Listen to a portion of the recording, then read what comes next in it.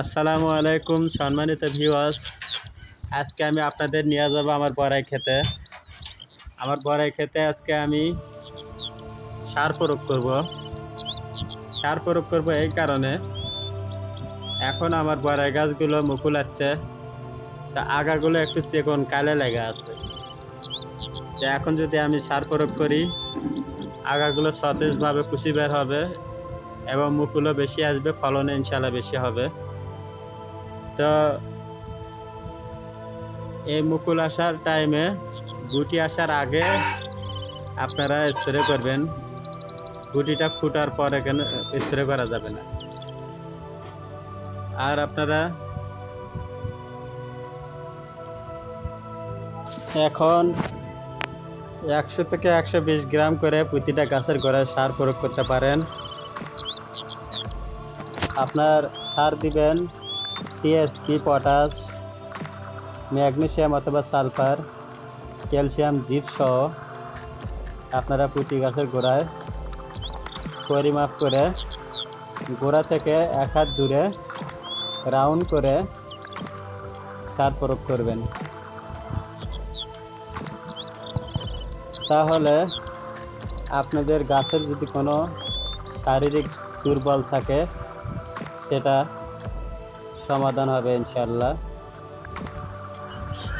চাষি ভাইয়েরা লক্ষ্য করুন, মুকুল আসার সময় গাছে ক্যালসিয়াম দিতে হবে, সাথে হালকা করে ইউরিয়া প্রয়োগ করুন 20 গ্রাম করে। এবার আসি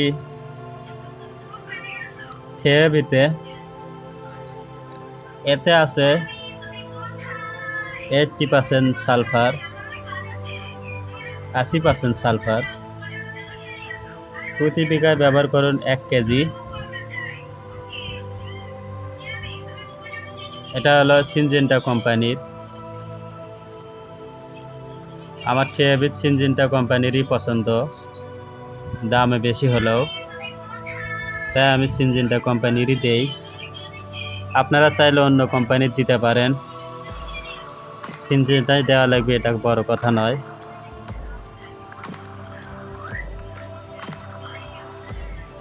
এছাড়া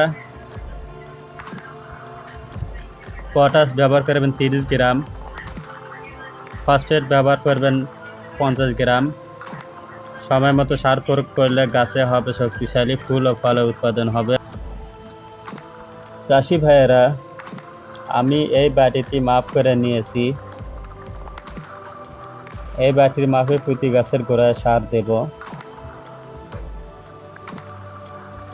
গোড়ায় কিছু ঘাস হয়েছে, তাই আমি কেল্লা মারা ঔষধ ব্যবহার করেছি। ইনশাআল্লাহ আস্তে আস্তে কেল্লাগুলো মরে যাবে। মনে রাখবেন, কেল্লা মারা ঔষধ দিলে সাথে সাথে কাজ করে না,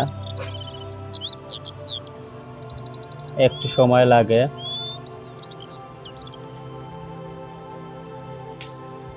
আসলে আমার ভিডিও করার কেউ নাই, তাই নিজেই ভিডিও করছি।